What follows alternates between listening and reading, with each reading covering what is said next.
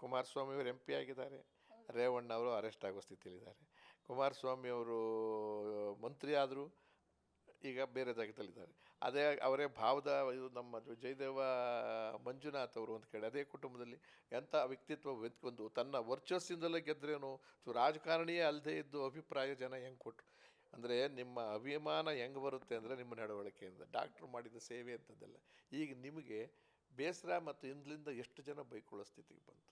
ಈಗಲೂ ಕೂಡ ಆತ್ಮಸಾಕ್ಷಿಗೆ ವಿರುದ್ಧವಾಗಿ ನಡ್ಕೊಳ್ಳದೆ ಸತ್ಯವನ್ನು ಎಲ್ಲರೂ ಒಪ್ಪಿಕೊಂಡು ಶಿಕ್ಷೆಯನ್ನು ಅನುಭವಿಸಿ ಒಂದು ಮಾದರಿಯಾಗಿ ಅಂತ ಎಲ್ರಿಗೂ ಹೇಳ್ತಾ ಇದ್ದೀನಿ. ಅದು ದೇವೇಗೌಡರ ಕುಟುಂಬದಲ್ಲಾಗಿರ್ತಕ್ಕಂಥ ಘಟನೆ ಇರ್ಬೋದು, ನಮ್ಮ ದರ್ಶನದಲ್ಲಾಗಿರ್ತಕ್ಕಂಥ ಘಟನೆ, ಆಟ ಪಾಠಗಳಲ್ಲಾಗಿರ್ತಕ್ಕಂಥ ಘಟನೆಗಳು.